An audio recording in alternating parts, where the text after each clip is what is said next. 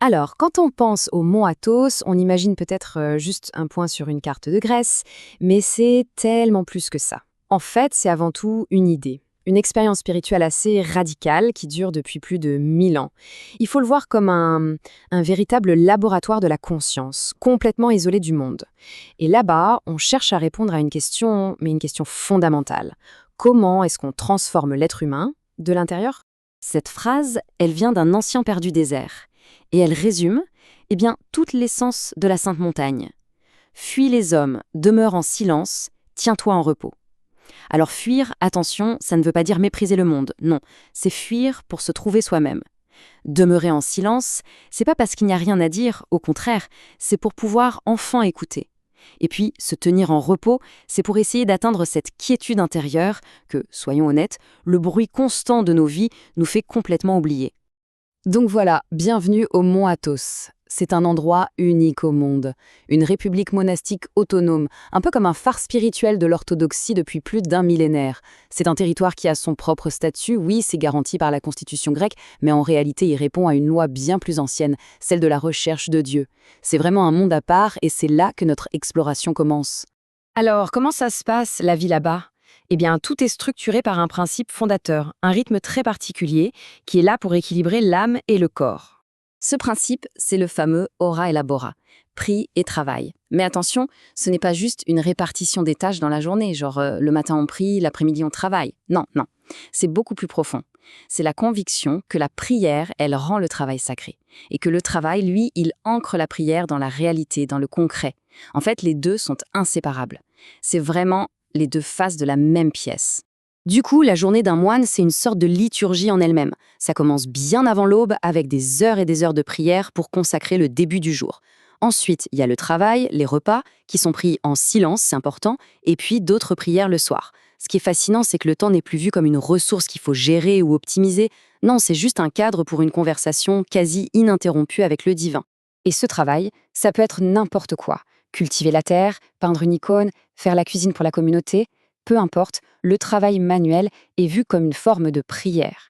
Ce n'est pas du tout une distraction de la vie spirituelle, c'est son application la plus concrète. On pourrait dire que le mysticisme, sur l'Athos, on ne le trouve pas la tête dans les nuages, mais bien les mains dans la terre. Bon, ça c'est pour la vie extérieure, structurée par le travail. Mais il y a une autre pratique tout aussi essentielle qui, elle, structure la vie intérieure. Et là, on touche au véritable moteur de la transformation. Dans les Écritures, il y a ce conseil, prier sans cesse. Ok, mais comment on fait ça, concrètement? Nous, êtres humains, avec notre esprit qui part dans tous les sens à la moindre occasion, comment c'est possible? Eh bien, c'est exactement le défi à la fois technique et spirituel que l'Athos essaye de relever. L'objectif, il a un nom, l'hésychia. C'est un mot grec qui veut dire quiétude, silence, paix intérieure. Mais attention, ce n'est pas un vide, c'est pas le néant, c'est une plénitude.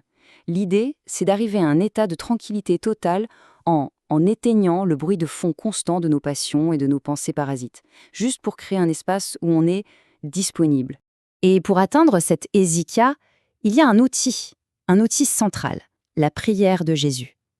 La formule est d'une simplicité désarmante, mais pour les moines, elle contient tout le mystère de la foi.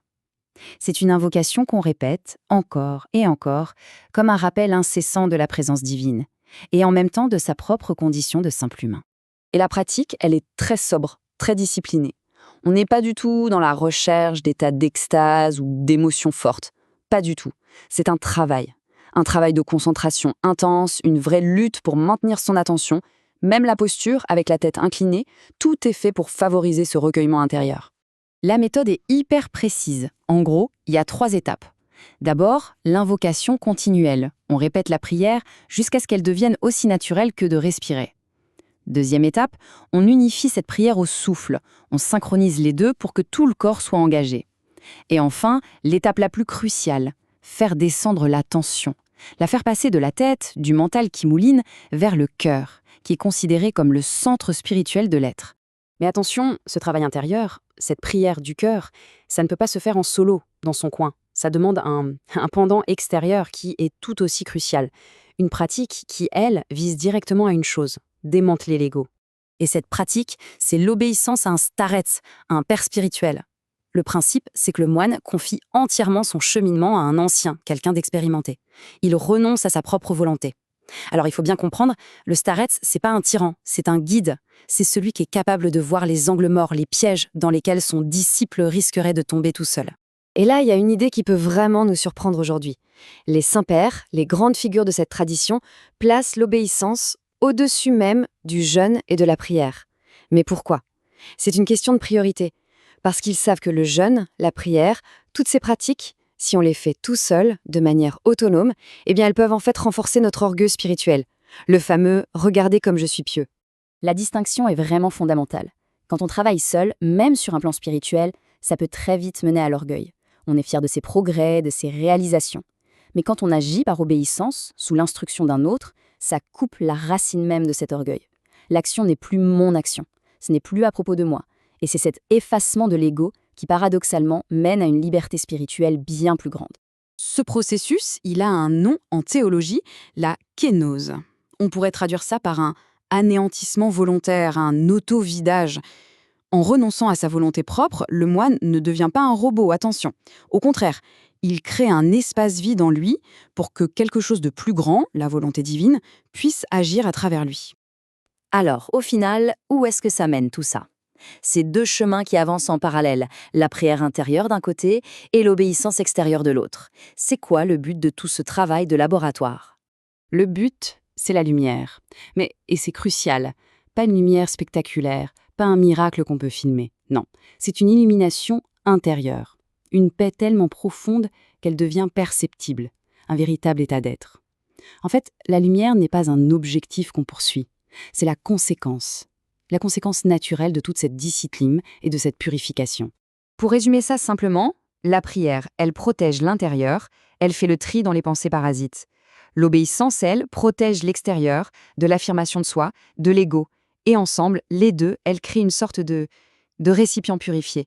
Un vase, si on veut, qui est enfin prêt à recevoir la grâce. Donc, toute la philosophie du mont Athos, elle se traduit par des choses très concrètes. On a l'effacement de l'ego grâce à l'obéissance, l'unification du corps et de l'attention grâce à la prière du cœur, une simplicité radicale dans la vie de tous les jours, la dignité du silence, qui est la condition pour pouvoir écouter, et toujours cette idée que la lumière est une conséquence et surtout pas un spectacle. L'état final, c'est un peu comme ce qu'on voit là. Une quiétude immense, profonde, qui n'a plus besoin de mots pour s'exprimer. Un silence qui n'est pas du tout un vide, mais une présence intensément vécue. Et on va terminer là-dessus avec cette pensée d'un moine.